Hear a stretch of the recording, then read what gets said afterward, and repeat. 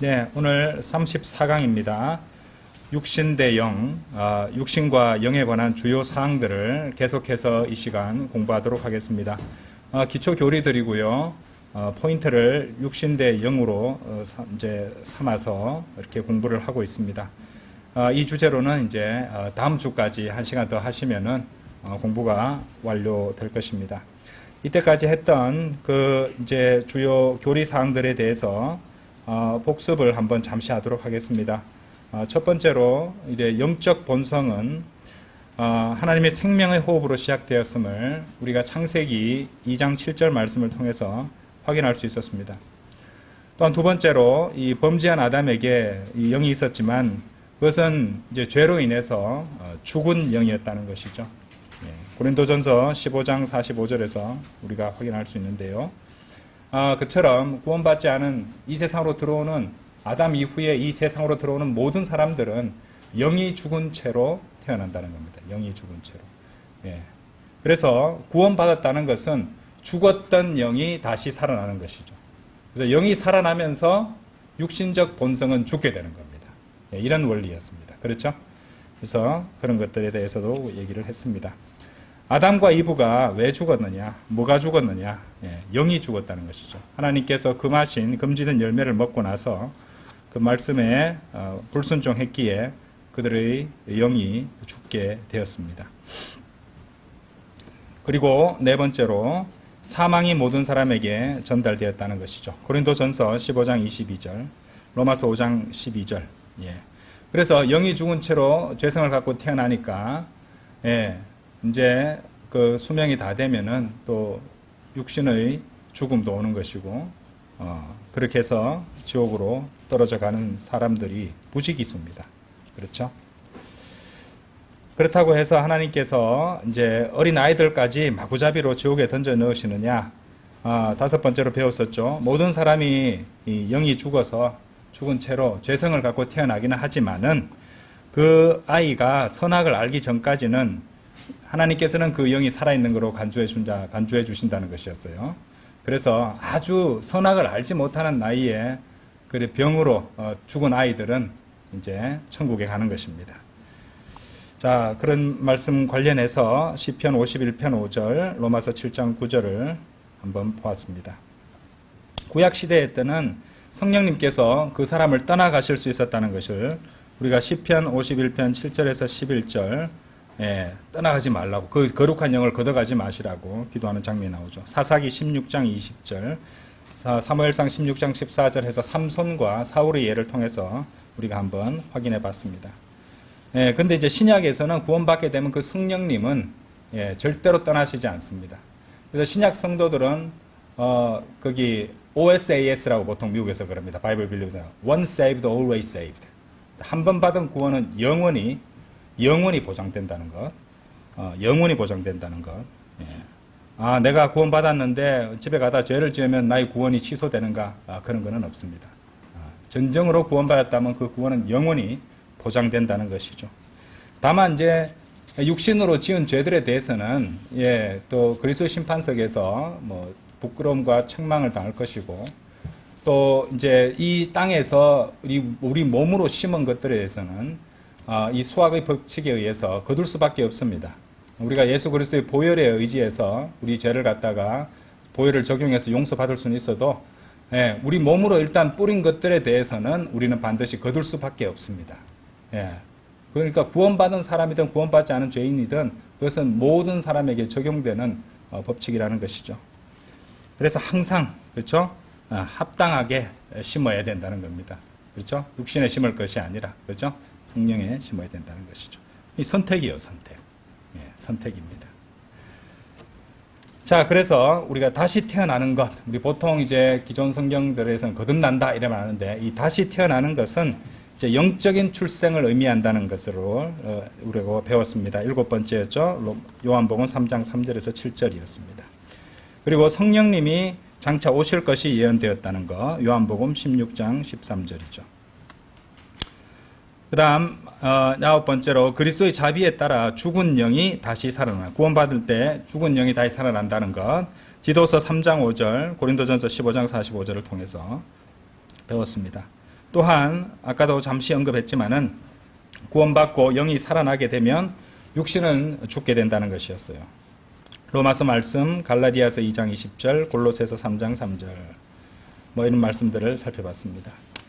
자, 11번째, 이 구원받은 성도는 구속의 날까지 성령으로 인장을 받았다는 것. 그렇죠? 구원의 영원한 보장과 연관해서 에베소서 1장 13절, 4장 30절을 통해서 확인을 해봤습니다. 자, 복습은 그 정도로 하고요. 12번째입니다. 이 성령 침례에 대해서 공부를 하도록 하겠습니다. 성령님께서 여러분들을 이제 침례받게 하실 때 여러분들에게 일어나는 일이 있습니다. 그것은 여러분의 육신이 죽는 일이에요. 침례는 이제 이를테면은 옛사람이 물에 잠겨서 죽어버립니다. 그렇죠? 그리스도와 함께 우리가 침례를 베풀 때 그리스도와 함께 죽고, 그죠? 예, 다시 죽고 장사되고 다시 부활하면서 물 속에서 나오는 거잖아요. 그죠? 이런 것들을 보여주는 것이죠. 그래서 이제 성령님께서 여러분을 갖다 영적인 침례를 받게 하실 때 여러분들에게 일어나는 일은 여러분의 육신이 죽는 것입니다. 자, 그 결과 육신적 본성이 죽으면 또 여러분의 영은 되살아나게 된다는 것이죠. 그래서 골로새서 2장 11절 말씀이 이제 이러한 과정이 어떻게 일어나는지를 잘 보여주고 있는데 좀 이따 한번 살펴보도록 하겠습니다. 한번 펼쳐놓고 한번 가볼까요? 이제 골로새서 2장 11절 한번 펼쳐보세요. 골로새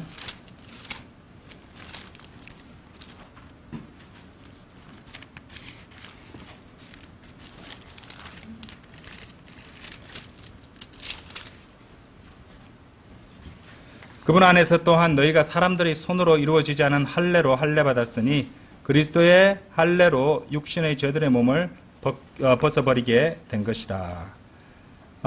자, 일단 이 말씀은요, 이제 그 그리스도의 할례에 대해서 보여주는 말씀인데, 이제 지금 요 성령 침례를 설명하면서 그것까지도 다 설명을 하도록 하겠습니다. 그러니까 이제 요 2장 11절 말씀 보시면, 그죠? 사람들이 손으로 이루어지지 않은 할례로 할례 받았으니 그리스도의 할례로 육신의 죄들을 몸을 벗게 되었느니라. 이것도 영적인 것입니다. 그렇죠?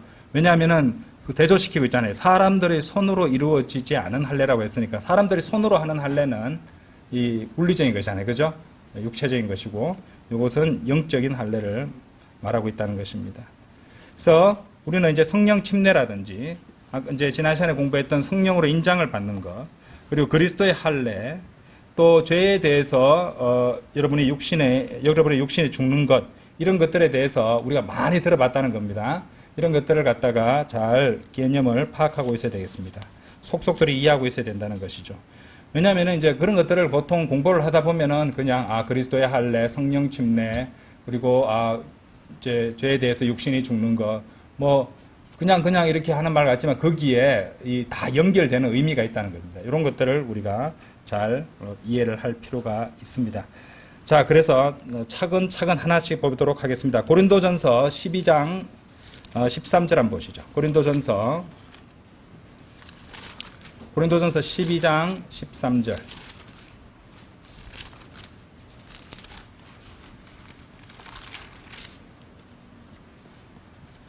이는 우리가 유대인들이든지 이방인들이든지 간에 우리가 속박된 자든지 자유로운 자든지 간에 한 영에 의하여 우리 모두가 한 몸 안으로 침례를 받았기 때문이라. 그리하여 모두가 한 영 안으로 마시게 되었느니라. 자, 이 말씀은 이제 성령님에 의해서 우리 모두가 한 몸 안으로 침례를 받았다고 말씀하시죠. 자, 이것이 영적인 침례입니다. 그렇죠? 영적인 침례. 영적인 이 성령 침례를 이제 우리가 그냥 읽어도 영적이라는 걸 알 수 있는데, 자, 이것을 이렇게 이 말씀을 읽으면서 물 침례로 구원을 받는다, water baptism으로 구원받는다, 이렇게 주장하는 사람들이 있습니다. 예, 말도 안 되는 주장이죠. 이 고린도전서 12장 13절을 갖다가 정직한 마음으로 한번 읽어보십시오. 이 침례가 한 영 안으로 마시게 되었습니다 라고 말하는데 이게 물리적인 침례입니까? 실제 물입니까? 아니잖아요. 그렇죠? 영적인 침례라는 것, 이런 것들을 구분할 수 있어야 됩니다. 자, 이것을 갖다가 성경 기록들로 비교하겠습니다. 자, 로마서 6장 3절 한번 보세요. 로마서 로마서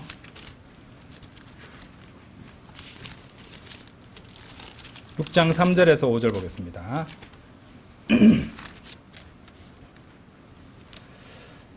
우리 중 매우 많은 이들이, 자, 여기도 같은 이제 비슷한 워딩이 나오죠. 예수 그리스도 안으로 침례를 받음으로써 그분의 죽음 안으로 침례를 받았음을 너희가 모르느냐. 그러므로 우리가 죽음 안으로 들어가는 침례를 통하여 그분과 함께 장사되노라. 이는 그리스도께서 아버지의 영광을 통하여 죽은 자들로부터 일으켜지신 것 같이 바로 그렇게 우리도 생명의 새로움 가운데 살아가게 하려 함이라. 5절, 이는 우리가 그분의 죽음과 같은 모습으로 함께 심겼다면 우리가 또한 그분의 부활과 같은 모습으로 될 것이기 때문이라. 보셨죠? 예, 이게 다시 자세히 보세요. 3절 말씀. 그러니까 이 3절 말씀은 예수 그리스도 안으로 침례를 받는다고 말씀하십니다. 예수 그리스도 안으로 침례를 받는다니까 이제 물침례가 아니라 성령님께서 여러분들에게 영적인 침례를 주시는 것을 말씀하시고 있습니다. 그렇죠? 예, 4절도 다시 보세요. 그러므로 우리가 죽음 안으로 들어가는 침례를 통하여 그분과 함께 장사되노라. 자, 죽음 안으로 들어가는 침례라는 말씀 보이시죠? 예, 이것이야말로 우리가 이때까지 논의했던 내용과 다 일치하지 않습니까? 그러니까 이제 영이 되살아나게 되면은 육신은 죽게 되는 겁니다. 그렇기 때문에 죽음 안으로 들어가는 침례라고 말했던 것이에요. 자, 영적인 침례가 이렇게 되는 것이지 물침례가 육신의 죽음을 가져오는 겁니까? 물침례로 육신적 죽음을 가져오는 방법이 있어요. 물에 담궈서 못 올라오게 잡고 있으면 됩니다. 그러면 정말 죽어요. 그것만 이제 죽음 안으로 침례받는 겁니다. 물침례로는. 말이 안 되는 겁니다. 그자들은. 예. 그죠? 그러니까 물침례로 물에서부터 영영 올라오지 않으면 익사하겠지만은 다시 올라오기 때문에 몸만 젖을 뿐 죽지는 않습니다. 물침례로 육신이 죽는다면 아마 그렇게 물침례를 갖다가 베푸는 자들은 소송당하거나 잡혀가거나 그래야 될 거예요. 예. 그러니까 지금 우리가 보고 있는 고린도전서 12장 13절이라든지 로마서 6장에 나오고 있는 이 침례는 영적인 침례라는 것을 우리가 분명히 알고 있어야 되겠습니다. 4절 후반부 다시 보세요. 4절 후반부. 이는 그리스도께서 아버지의 영광을 통하여 죽은 자들로부터 일으켜지신 것 같이 바로 그렇게 우리도, 잘 보세요, 생명의 새로움 가운데 살아가게 하려 함이라. 생명의 새로움, 이것도 연결됩니다. 생명의 새로움. 아까 죽음 안으로 들어가는 침례를 통해서 우리의 육신이 죽었습니다. 그렇죠? 육신적 본성이 죽었어요. 그런데 이 말씀에서는 또 생명의 새로움 가운데 살아가게 하려 하심이라고 그랬어요. 그러니까 우리가 앞에서 배운 바, 이 구원받은 그리스도인 안에서 새로운 영적 본성이 살아난다 그랬잖아요. 그죠? 그것이 바로 새 사람입니다. 새 사람.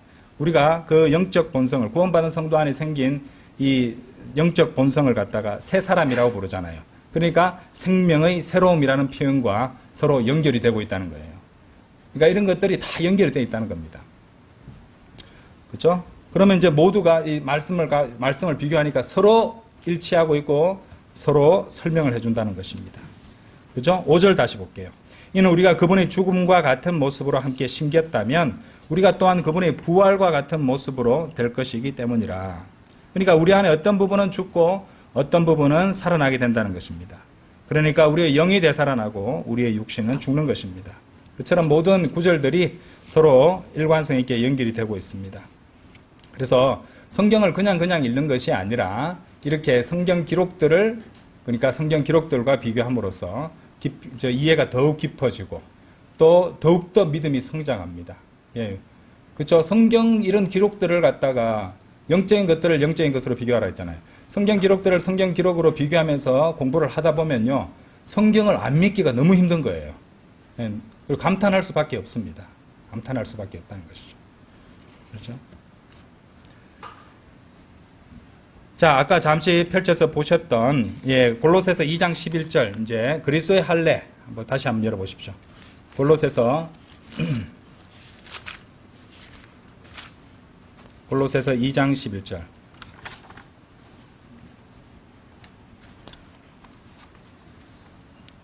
자, 이 그리스도의 할례, 영적 할례죠. 영적 할례는 또 우리가 앞서 얘기했던 이런 과정을 아주 분명하게 설명해 줄 수 있습니다. 이 그리스도의 할례, 이 영적인 할례는 이제 거기 굉장히 중요한 교리입니다. 하나님께서 영적 할례를 행하실 때 영적인 할례입니다. 우리 육신적 할례는 이제 포피를 잘라내는 거잖아요. 그렇죠? circumcision. 그죠? 그런데 영적인 할례는 하나님께서 어느 부분에 행사하실까요? 몸 전체입니다. 몸 전체. 몸 전체 행사합니다. 그러니까 여러분의 영적 본성이 육신적인 몸으로부터 잘려 나오게 된다 이 말이에요. 떨어지는 것을 의미합니다. 그래서 이제 할례라는 표현을 쓴 거예요. 여러분의 육신적 본성은 그래서 여러분들에게 있어서는 죽은 바깥 껍데기와 같이 된다 이 말입니다. 껍데기를 잘라내잖아요, 포피를. 그죠? 그러니까 우리 육신은 잘라내면은 그 죽은 껍데기에 지나지 않지 않습니까? 그것처럼 생각하시면 되는 거예요. 그래서 여러분의 진정한 본성은 다시 살아난 영적 본성이 되는 거고, 그것이 새 사람입니다. 그리고 아까 보셨던 로마서 6장 말씀대로 생명의 새로움 가운데 살아가게 된다는 것이죠. 그래서 살아있는 영이 구원받은 성도의 진정한 본성이 된다는 것이에요. 그러니까 이것은 이제 정확히 성령 침례와도 연결이 되어 있다는 것입니다. 곧바로 2장 11절에서 자, 그분 안에서 또한 너희가 사람들의 손으로 이루어지지 않은 할례로 할례 받았으니 그리스도의 할례로 육신의 죄들의 몸을 벗게 되었느니라 하셨죠. 12절에서 곧바로 침례가 나옵니다. 보십시오. 나오죠? 연결이 됩니다. 너희가 침례 안에서 그분과 함께 장사되었으며 또한 그 안에서 그분과 함께 살아났으니 죽은 자들로부터 그분을 살리신 하나님의 시행에 대한 믿음을 통해서라라고 말씀하십니다. 그렇죠? 그러니까 침례 안에서 그분과 함께 장사되었다고 말씀하십니다. 성령 침례가 나오고 있죠. 이 부분은 아까 보셨던 로마서 6장 4절과 연결되고 있죠. 일치하는 대목입니다. 우리가 거기서 뭐라 그랬어요? 우리가 죽음 안으로 들어가는 침례를 통하여 그분과 함께 장사되노라고 했잖아요. 로마서 6장 4절에서 그 구절과 골로새서 2장 12절을 같이 겹쳐서 읽어보시면 이해가 됩니다. 침례 안에서 그분과 함께 장사되었으니 같은 것을 가리키고 있는 말씀입니다. 그리고 그것은 당연히 뭘 가리키는 것이에요? 영적 침례를 가리키고 있는 거예요. 영적 침례를. 그죠? 자, 골로새서 2장 12절 하반절 보세요. 또한 그 안에서 그분과 함께 살아났으니 죽은 자들로부터 그분을 살리신 하나님의 시행에 대한 뭐를 통해서라고 되어 있어요? 믿음을 통해서라고 되어 있습니다. 믿음을 통해서라. 그러니까 이 침례는 행위가 아닌 믿음을 통해서 된 것이라고 분명히 말씀하십니다. 그렇죠? 골로새서 2장 12절은 믿음을 통해 된 것이라고 말씀하십니다. 그렇죠? 아주 중요한 말씀이에요. 믿음을 통해서 된 것이라고 분명히 성경 기록이 증거하십니다. 그러니까 물침례를 받는 것은요, 어떤 사람들은 물침례 받는 것이 행위라는 걸 인식을 못해요. 그 행위잖아요. 물침례 받는 것은. 그렇죠? 물침례 자체를 통해서 되는 것이 아니라는 게 됩니다. 그것도 증명을 해준다는 것이에요. 믿음을 통해서라고 했잖아요. 이 말씀은. 그렇죠? 행위에 속하는 물침례 자체를 통해서 되는 것이 아니므로 이 과정에 있어서 물침례는 결코 포함될 수 없다. 구원받기 위해서 물침례를 받는 것이 아니고 구원받았기 때문에 침례에 순종하는 겁니다. 그렇죠? 구원받았기 때문에 침례에 순종하는 것입니다. 자, 그래서 여기서 이제 이 믿음을 통해서 성령 침례가 된다는 것을 분명히 언급하셨습니다. 물침례는 전혀 상관이 없습니다. 자, 다시 골로새서 2장 11절 읽어보겠습니다. 그분 안에서 또한 너희가 사람들의 손으로 이루어지지 않은 할례로 할례 받았으니 그리스도의 할례로 육신의 죄들의 몸을 벗게 되었느니라. 보셨죠? 하나님께서는 이 여러분들 전체 이 죄들의 몸 전체에 할례를 행하세요. 그래서 그 몸과 여러분의 영적 본성이 서로 분리되는 겁니다. 어린아이들 어린 시절에 이 포경수술할 때 포피를 잘라내는 거 한번 생각해 보십시오. 그 아이는 남아있고 그 살 껍데기, 그렇죠? 그걸 잘려나가 버리는 거예요. 그거는 우리 육신을 그렇게 생각하셔야 돼요. 그 과정을 생각하시면 딱 들어옵니다. 그 껍데기 무슨 가치 있습니까? 몸과 분리되는 순간 그거는 그냥 죽은 껍데기에 지나지 않습니다. 썩어져 버릴 수밖에 없는 것이에요. 그렇죠? 이것을 생각하시면 됩니다. 참 이 모든 것들을 갖다 하나님께서는 다 알고 인류 역사를 움직여서, 그죠? 한 민족을 쓰셔서 그 영적 할례를 행하신 한 그때부터 해가 모든 것들을 연결시켜 놓고 계시는 것입니다. 그렇죠? 그래서 하나님께서 우리 여러분의 전체 죄들의 몸에 할례를 행하시면은 그 몸과 여러분의 영적 본성이 서로 분리됩니다. 그렇죠? 그래서 그것을 영적 할례라 부른다는 것이죠. 성령 침례와 영적 할례가 그렇게 같이 일어나는 겁니다. 구원받을 때. 그리고 성령 침례와 그리스도의 할례는 둘 다 어떤 겁니까? 물리적이고 육신적인 것입니까? 아니죠. 영적인 것이라는 것을 성경 말씀을 통해서 우리가 배울 수 있었습니다. 자, 다음 주제로 가셔서요. 다음 주제는 육신과 영에 대한 몇 가지 그림들, 세 가지를 보겠습니다. 이 그림들을 살펴보겠습니다. 이제 드디어 물침례를 설명할 이제 단계가 되었어요. 이미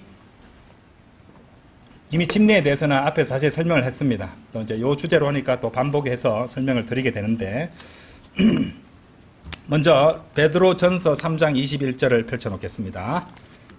베드로전서 3장 21절. 베드로전서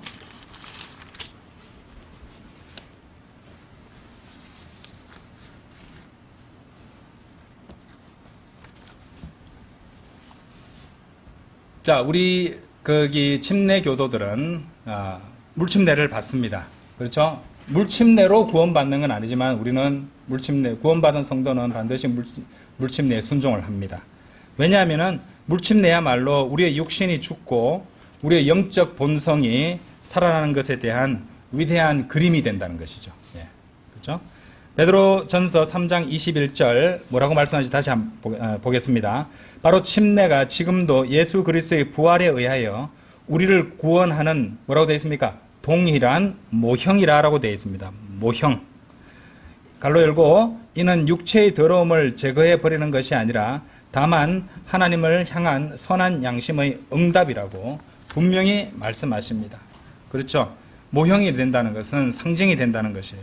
그러므로 물침례는 구원의 조건과는 전혀 상관이 없습니다. 그렇죠? 예수 그리스도의 부활에 의하여 우리를 구원하는 이란 대목을 보세요. 예수 그리스도의 부활에 의하여 우리를 구원하는, 이 표현 보이시죠?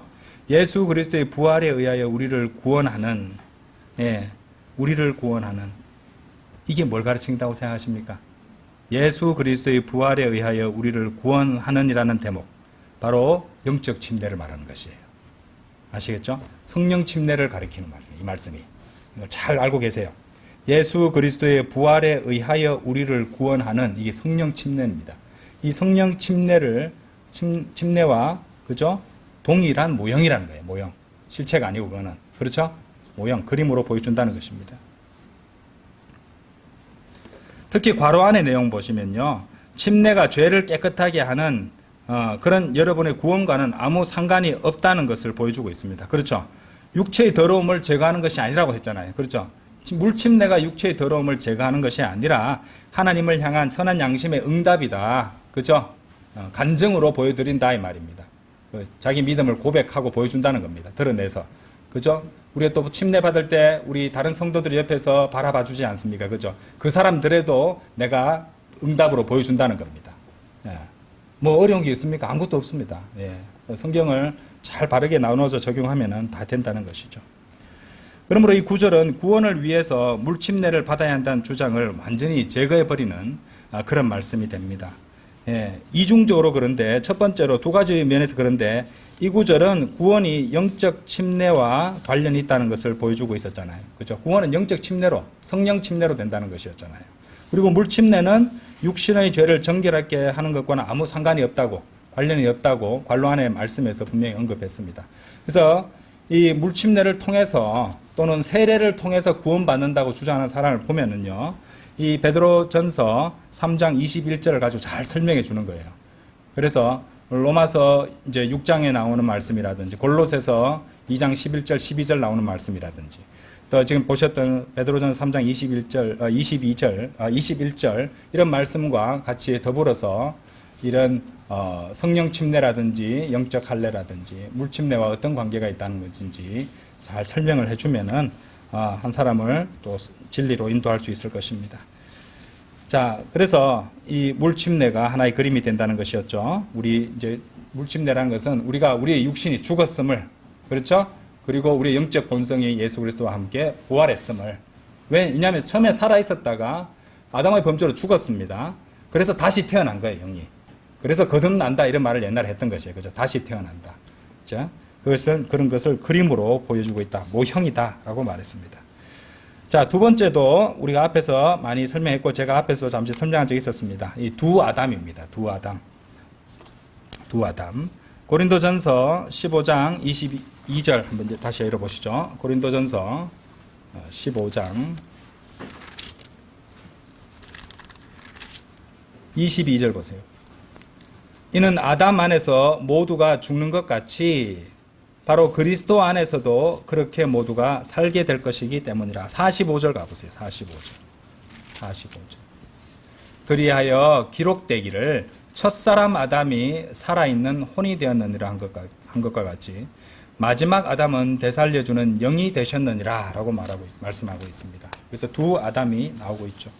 그래서 이제 첫사람 아담, 첫 번째 아담은요, 육신을 가리키고 있다고 이해하시면 되고요. 마지막 아담 예수 그리스도는 영을 대표하고 있다. 그렇게 이해하시면 됩니다. 예. 그리고 이제 구약 시대에는 이제 어떻게 했습니까? 혼이 몸과 붙어 있었음을 또 생각할 수 있잖아요. 그렇죠? 예. 그러면은 이런 것들이 다 연결이 된다는 것이죠. 45절 말씀은요, 육신이 죽고 영적 본성이 살아나는 것을 잘 보여주고 있죠. 예. 사실 이제 아담과 예수 그리스도의 대조를 이렇게 보여주는 말씀이 또 있습니다. 로마서 5장 12절에서 21절에도 나오는데 나중에 구절 적어 놓으셨다가 한번 읽어보시기 바랍니다. 어쨌든 우리는 태어날 때 이미 영이 죽은 채로 태어났습니다. 우리가 아담의 후손으로 태어났기 때문에 그렇게 되었던 것이죠. 그래서 우리는 아담에게서 뭐를 물려받았습니까? 계속 그로부터 이어져 내려온 죽음을 물려받아 태어났던 것입니다. 그런데 예수 그리스도를 믿고 그분 안에 들어간 사람들은 죽으셨다 다시 살아나시어 영원히 살아계신 그분의 부활과 영생을 물려받게 되는 것이에요. 그렇죠? 예. 공정하죠? 그렇죠? 예. 우리는 선악과를 갖다가 선택하고 뭐 안 하고 생명나무 사이에서 선택할 이 선택의 여지가 없었잖아요. 그죠? 근데 지금 우리도 하나님께 선택을 주신 것이에요. 다 해놓으셨어요. 그렇죠? 예. 자신이 죄인이라는 사실을 알고 예수 그리스도를 자신의 구원자로 받아들이면은 이것을 상속받을 수 있다니까요. 물려받을 수 있다니까요. 근데, 나 마음에 안 들어. 그리고 너무 그림도 징그러워. 십자가에 막 못 박아놓고 피나고. 너무 싫어. 난 긍정적인 게 좋아. 이렇게 생각하는 사람은 자기 거부하는 것이죠. 그렇죠? 예. 그런데 한번 보세요. 선악의 지식의 나무에서 나온 열매는 굉장히 긍정적이었어요. 그것도 한번 생각해 보셔야죠. 예. 복음은 75%가 부정적이잖아요. 이 겹쳐지는 게 있죠. 그런 모든 것들이. 자, 아담 안에서 태어나서 죽느냐, 사느냐, 우리의 선택의 문제가 아니었습니다. 우리는 태어날 때 이미 죄성을 갖고 영이 죽은 채로 태어나서 언젠가는 죽을 수밖에 없었고 또 지옥에 떨어질 수밖에 없는 운명으로 태어난 겁니다. 태어났을 때는. 예. 선택의 여지가 없습니다. 하지만 이 그리스도 안에 있느냐 아니냐는요, 어디까지나 우리의 선택의 문제입니다. 우리의 자유의지, free will의 행사와 선택에 달려있다는 것입니다. 예. 그러니까 아담 때문에, 이브로부터 시작했지만은, 그죠? 아담 때문에 내가 이렇게 태어나다니 참, 이제 세상에 죄가 끊이지 않잖아요. 여러분들 이 세상에 살면은 너무 힘들잖아요. 예, 그리스도인으로 살아갈 때 너무 힘들고, 너무 괴롭고, 인생에서 주님 믿고 살아가는데 안 좋은 일도 너무 많이 생깁니다. 왜 그런지 아십니까? 죄 때문에 그래요. 이 세상에 죄가 들어왔기 때문에 그렇습니다. 하나님을 원망할 게 아니에요. 죄 때문에 그렇다는 말이에요. 그런 끔찍한 죄가 이 세상을 갖다가 퍼져 있음에도 불구하고 거기서 하나님의 자녀로 거듭나고 빛의 자녀로 살아갈 수 있도록 해주신 하나님께 도리어 감사드려야죠. 해결책을 다 주셨잖아요. 그죠? 하나님 원망하지 마십시오. 일어나는 모든 악한 일들, 나쁜 것들은 죄 때문에 그렇습니다. 죄 때문에. 네. 자, 어쨌든 예수 그리스도를 믿고 받아들여서 영생을 얻는 것은 우리의 자유의지와 선택에 달려있다는 것이죠. 예. 에덴 동산에서 아담은 생명의 나무를 위시한 다른 많은 나무들, 모든 나무들의 열매를 따먹을 수 있었어요. 먹어도 마음대로, 그죠? 예, 제약 없이, 그죠? 예, 값 없이 다 따먹을 수 있었습니다. 그런데, 예, 굳이 선악의 지식의 나무 열매를 갖다가, 그렇죠? 예, 따먹게 되었습니다. 아담은 알면서도 따먹었지만 이브는 속았죠. 그렇죠? 예. 아담은 이브를 너무 사랑했기 때문에 혼자 사는 것보다는 사랑하는 이브와 함께 죽음을 택했던 것입니다. 예. 남자로 보면 굉장히 멋있는 남자지만은요, 그 이후의 결과로 봤을 때는요, 끔찍한 짓을 한 것이었어요. 그렇죠? 하지만 그것을 통해서도, 그런 끔찍한 것을 통해서도 예수 그리스도의 그림, 모형을 만들었잖아요.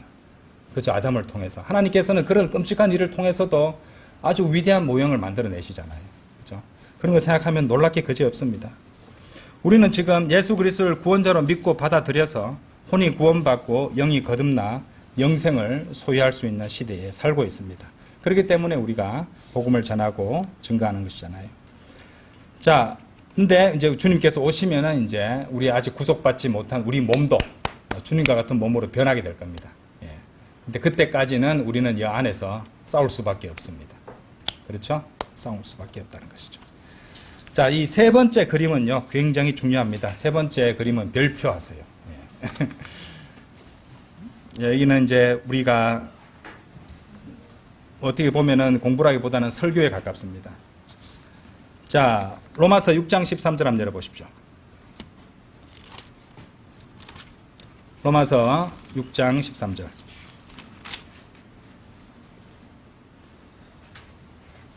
또한 너희는 너희의 지체들을 불의의 도구들로 죄에게 내어주지 말라. 오직 죽은 자들로부터 살아난 자들로서 하나님께 너희 자신을 내어드리고 너희의 지체들을 하나님께 의의 도구들로 내어드리라. 이것도 양자택일이에요. 양자택일이에요. 무엇을 선택할 것인가? 구원받은 그리스도인은 육신을 죽은 것으로 간주한다고 우리는 알고 있습니다. 배웠습니다. 그러므로 그 육신의 지체들도 사실 죽은 것입니다. 그럼에도 불구하고 우리 몸을 보면요, 사실상 살아서 시퍼렇게 살아서 꿈틀거리고 숨쉬고 있습니다. 그렇죠? 막 살아있잖아요. 그렇죠? 예. 마찬가지로 우리 몸의 지체들도 살아있다는 것이죠.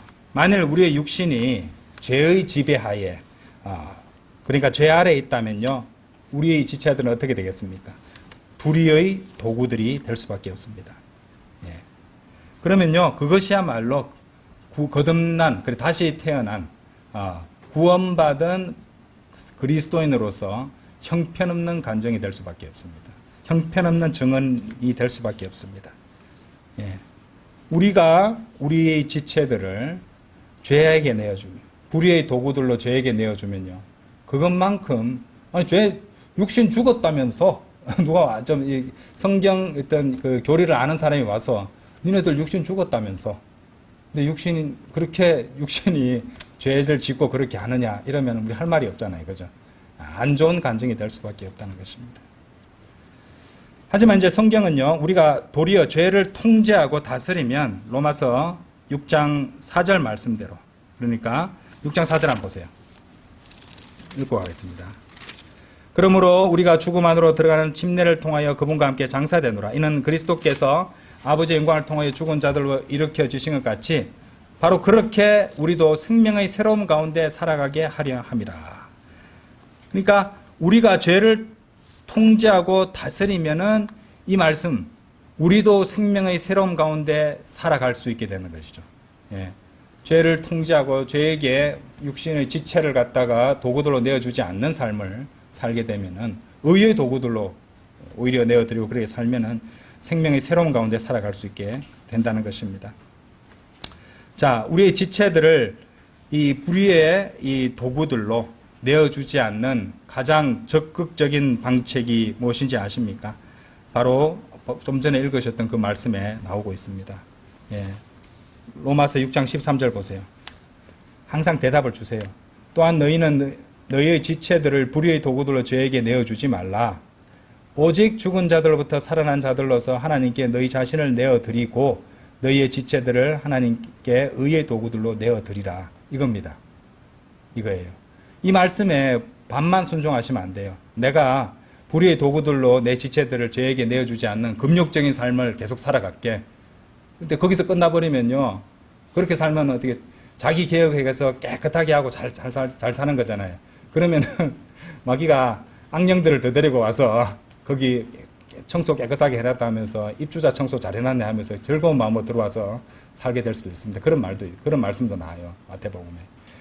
그런데 성경은 모든 말씀을 다 순종해야 돼요. 이 말씀에서는 반만 순종할 것이 아니라 그 뒤에 나오잖아요. 불의의 도구들로 저에게 내어주지 않으려면은 그 지체들을 갖다가 다른 것을 하는데 바쁘게 하면은 다른 걸 못 하잖아요. 그렇죠? 예. 그러니까 어떻게 하라고 말씀하시냐면은, 예. 그 다음에 나오잖아요. 하나님께 너희 자신을 내어드리고 너희 지체들을 하나님께 의의 도구들로 내어드려라. 예. 의의 도구들로 사용되고 있는 동안에 불의의 도구들로 사용될 수 있습니까? 없습니다. 예. 그래서 가장 확실하고 적극적인 방책은 바로 여러분의 지체들을 하나님께 의의 도구들로 내어드리는 것입니다. 아시겠어요? 자, 그리스도인이 끔찍한 어떤 증언을 보여주고 있는 그런 관련된 말씀을 한번 보도록 하겠습니다. 요한계시록 3장 1절 한번 보세요. 요한계시록 3장 1절.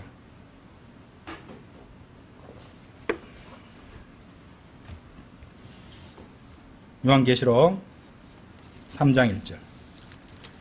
다음으로 사르디스에 있는 교회의 천사에게 기록하라. 하나님의 7 영들과 7 별들을 지닌 이가 이런 것들을 말하노라. 내가 너희의 행위들을 아노니. 잘 보세요. 행위들이 나왔습니다. 네가 살아있다는 이름을 지니고 있으나 너는 죽었느니라. 자, 그냥 이 말씀 보시면은 서로 대조되고 있는 겁니다. 살아있다는 이름을 지니고 있어도 그 행위들로 볼 때 죽었다고 말씀하시는 겁니다. 그렇죠?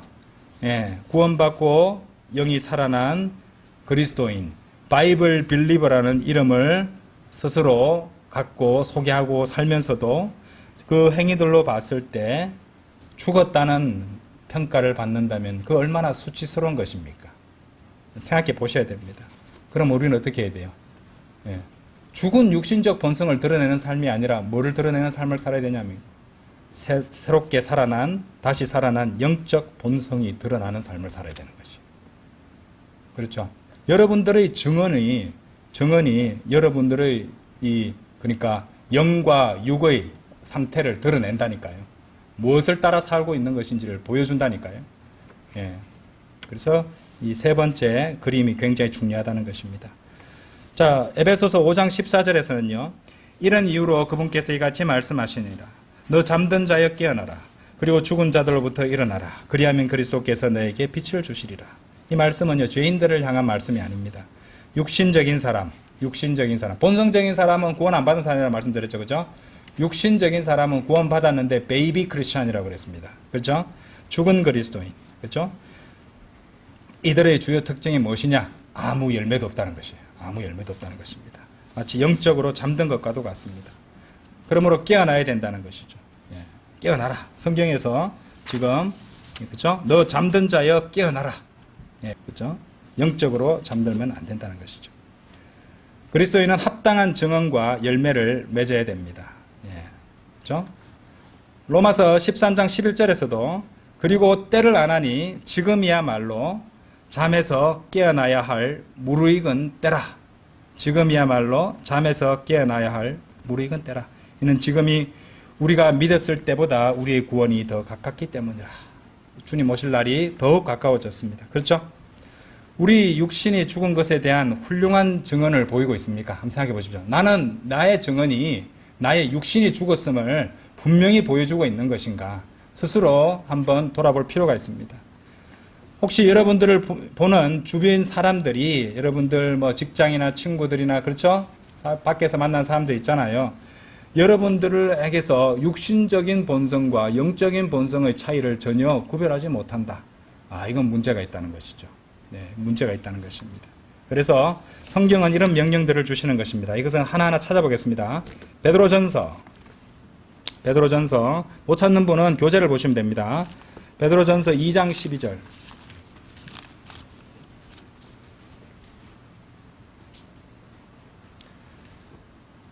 이방인들 사이에서 성령님 아신다니까요. 여러분들이 구원 안 받은 사람들 사이에 살아갈 것을 아신다니까요. 이방인들 사이에서 너희의 생활 방식을 정직하게 하라. 그들이 너희를 거슬러 행악자들이라고 이야기하다가도 그들이 보게 될 너희의 선한 행위들로 인하여 영적 본성이 드러나는 삶입니다. 그렇죠? 그런 행위들을 통하여 감찰의 날에 그들이 하나님께 영광을 돌리도록 하려는 것이라. 결국에는 하나님의 영광과 관련되어 있는 겁니다. 우리가 그렇게 사는 것은. 단지 우리의 어떤 영적인 성장이라든지 또 나중에 우리가 받게 될 보상의 측면에서만 생각하는 것이 아니라 하나님께서 받으실 영광과도 연관되어 있다는 것입니다. 이방인들 사이에서 그죠? 생활 방식을 정직하게 하라고 하는 거죠. 정직한 거. 그렇죠? 예. 정직한 게 굉장히 중요합니다, 여러분. 예. 자기 자신의 상태에 대해서 정직해야 되고요. 하나님께 정직해야 됩니다. 하나님께 우리 마음을 다 보시잖아요. 그죠? 예. 하나님께, 감히 하나님을 속일 수 있다고 생각하는 사람 특징 뭔지 아십니까? 자기 자신마저 속여버려요. 예. 자기 자신마저 속여버린다니까요. 그죠? 주변 사람들에게 있어서도 마찬가지로 정직한 삶을 살아가야 됩니다. 자, 빌립보서 1장 27절 한번 보세요. 빌립보서 1장 27절.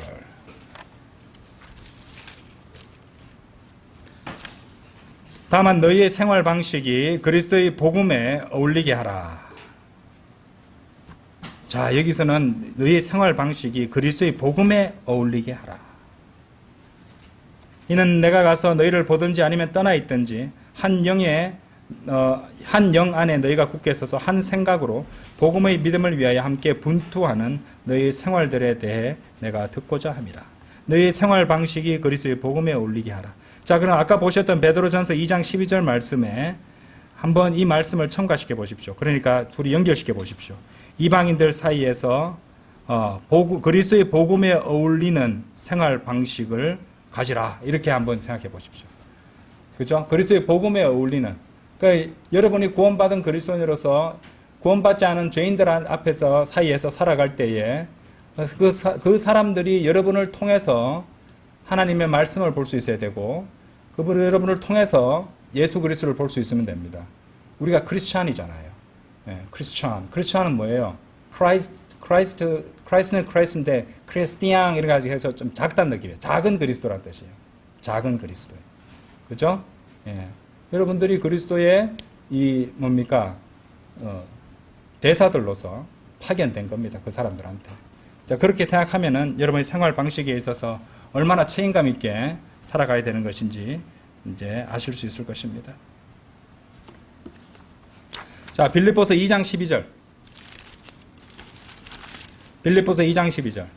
이런 이유로 나의 사랑을 받는 자들아 너희가 늘 순종해 왔듯이 내 앞에서뿐만 아니라 내가 없는 지금 더욱더 순종하여 두려움과 떨림으로 너희 자신의 구원을 나타내라. 위대한 말씀이죠. 그죠? 예. 너희 자신의 구원을 나타내라 했습니다. 그러니까 이 무슨 말입니까? 너희 거기 잘못 번역된 한글 킹제임 성경이나 뭐 다른 개혁 성경이나 이런 것처럼 구원을 이루라는 게 아니죠. 그죠? 여기는 뭡니까? 이미 구원은 이루어져 있습니다. 너희 자신의 구원이라 했잖아요. 그죠? 너희 자신의 구원. 여러분 안에서 이미 이루어져 있는, 그렇죠? 너희 자신의 구원을 어떻게 하라고 그랬어요? 나타내라라고 했습니다. work out. 그죠? 나타내라라고 그랬단 말이에요. 나타내라. 안에 있는 걸 밖으로 나타내라는 겁니다. 그렇죠? 안에 여러분들 뭐 있으면 구원받았을 때 이런 영적 본성이 살아났잖아요. 그 영적 본성을 드러내라는 겁니다. 자, 결국에는 뭡니까? 여러분이 받은 구원을 갖다가 밖으로 드러내고 그것을 갖다가 제 주변 사람들이 보고 좋은 영향을 받고, 그렇죠? 자극받고, 또 죄인들한테서는 여러분들이 걸어다니는 복음이 되어야 된다는 것이죠. 왜냐하면 구원이라는 게 뭡니까? 구원. 베드로전서 15장 한번 보십시오. 베드로전서 15장. 죄송합니다. 고린도전서 15장. 말을 잘못했어요. 고린도전서 15장.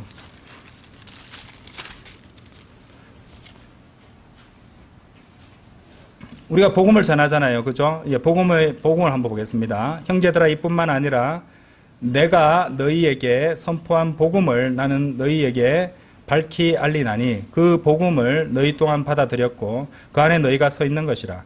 만일 내가 너에게 선포한 것을 너희가 기억하고 너희가 헛되이 믿은 것이 아니라면 그 복음으로 너희 또한 구원받은 것이라. 자, 그래서 그 복음에 대한 설명이 3절부터 나와요. 이는 나 또한 받은 것을 내가 무엇보다 먼저 너희에게 전달했기 때문이니 그것은 곧 성경 기록들대로 그리스도께서 우리의 죄들로 인하여 죽으셨다는 것과 그분께서 장사되셨다는 것과 성경 기록들대로 그분께서 셋째 날에 다시 살아나셨다는 것이라. 그런 다음에 그분께서 게바에게 보이셨고 그 위에 12명에게 보이셨느니라.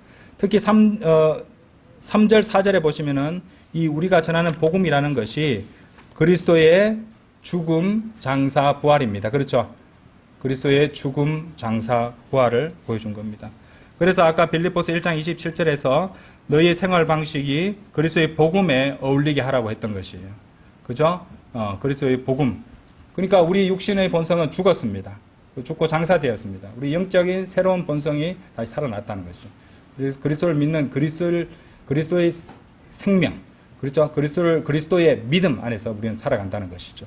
이런 것들을 통해서 우리의 구원을 나타내야 됩니다. 그런 삶을 살아가야 된다는 것입니다. 다 같이 기도드리겠습니다.